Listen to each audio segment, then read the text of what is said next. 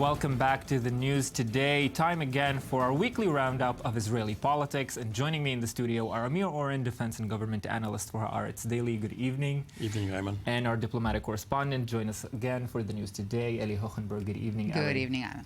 Well, Amir, Brazil has rejected the Israeli choice for ambassador to the country. Hard to say this was a surprise. You can't force a country to accept an ambassador. Now, obviously, the process is that first you nominate someone, whether in the Israeli system you have to give it cabinet approval, or in the American system the Senate has to approve the nomination. So it's not a secret.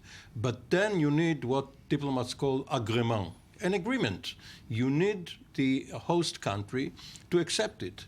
And if you don't do your homework before you submit the name, you may encounter opposition. Now, Danny Dayan is a very articulate person, but he was the chief lobbyist for the settler movement. And some countries make it a point to distinguish between Israel proper and the territories beyond the Green Line. And it is sticking it in their eyes to send someone who is settler number one to serve as Israel's ambassador. And once this opposition emerged, Israel should have quietly said, "You don't want him? Thank you. We'll send Dayan somewhere else. We'll send you someone else, and we shouldn't make a federal case out of it." But Israel insisted and persisted, and now it's been defeated. Ali, was this the case? Israel just didn't do its homework, or was this really a jab at the Brazilian government?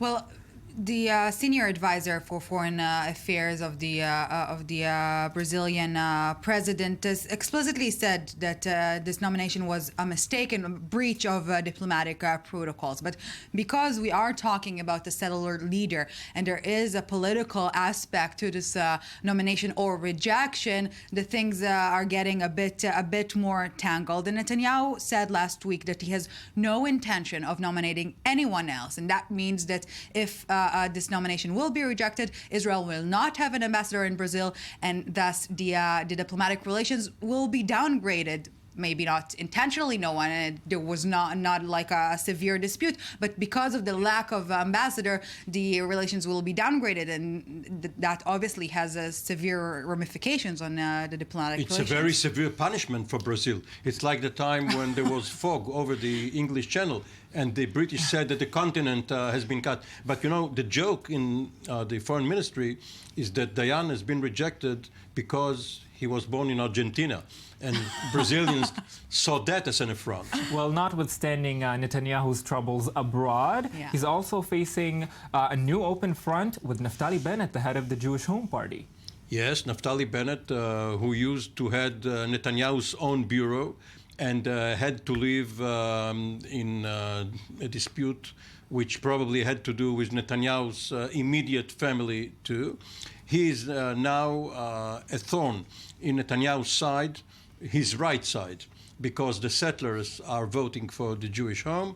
And Bennett, who was a junior officer in the military, much like Netanyahu was decades earlier, Bennett presents himself as an alternative voice on defense matters. He is a member of the ministerial security cabinet, and he challenges Netanyahu and Defense Minister Ya'alon regarding the defense doctrine.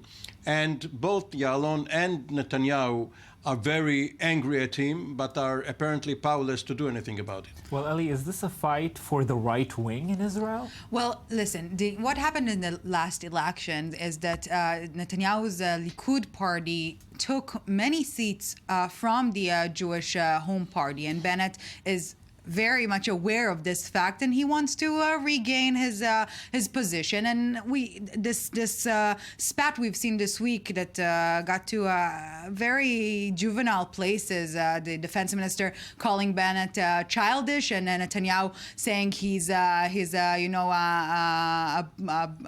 a blogger but an internet commentator.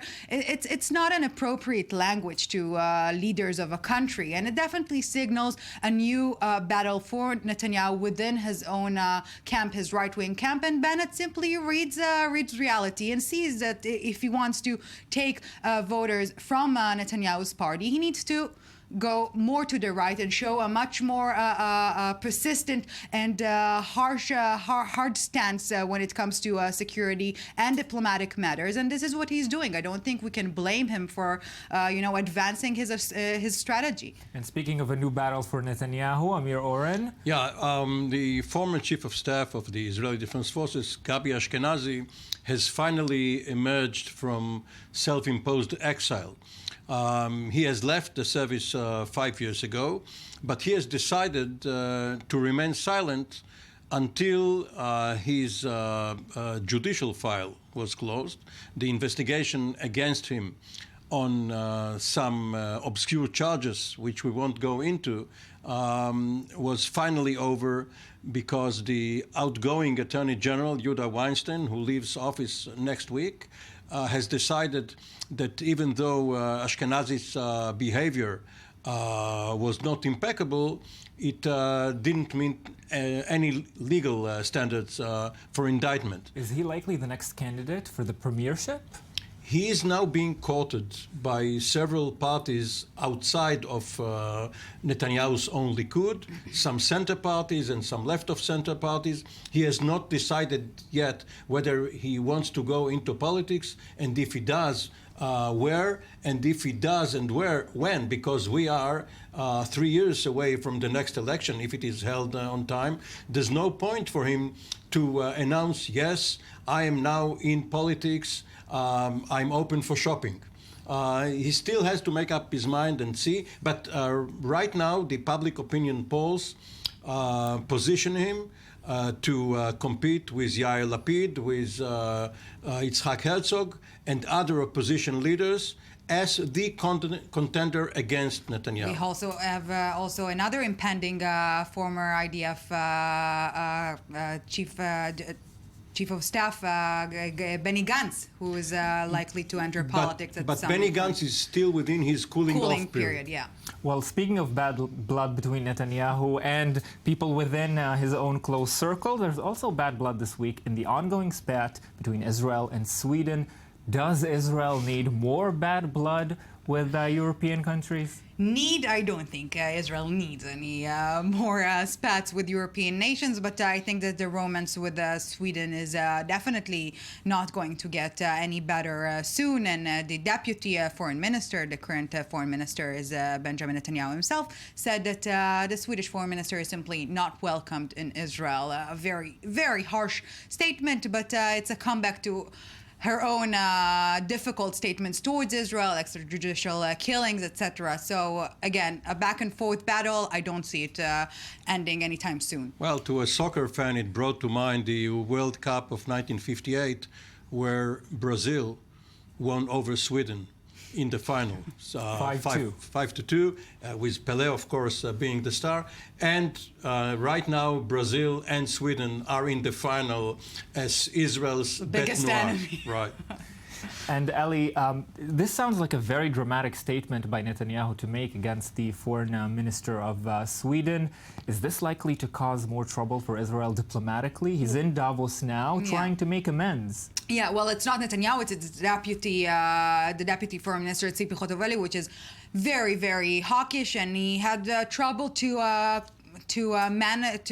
keep her on the right track for a long while now, with many radical statements such as the Israeli dream is to see the Israeli flag waving atop the Flashpoint Temple Mount. So she's a very contentious figure, and Netanyahu is definitely not managing to control her very well. And we hear yet another problematic statement of her. But I think that for this one, maybe Netanyahu is not. Does not harshly oppose. But lecturing other governments and preaching to them is not the best diplomatic practice and doesn't get a country too many friends abroad. Well, Amir, Tzipi Chotoveli, as Eli just mentions, says the Israeli dream is to see the Israeli flag waving over Temple Mount. Is this your dream as an Israeli, Amir Oren? Well, I nightly dream of Tzipi Chotoveli, but I can't share the exact nature of my dreams with you. Aren't us all? Eli Hochenberg, last words on the Israeli dream? On the Israeli dream, I think that, wow, it's a difficult mission. But Bennett's comments towards Netanyahu this week definitely are not only political, but the deadlock in mindset, the lack of initiative, diplomatic initiative, we see the route it is taking, and it is not a good one. We see international uproar about that, and someone needs to wake up in But Jerusalem. Bennett is for the occupation. He is religious and nationalistic, much as Chotovely is. And most Israelis are either secular or at least want peace with security, even though it means that visiting the holy places will have to be in an agreement with the Palestinians. Yes. Eli Hochenberg, I like that your dream includes Bennett, even vicariously. Thank you, Eli Hochenberg and Amir Oren, for joining me tonight.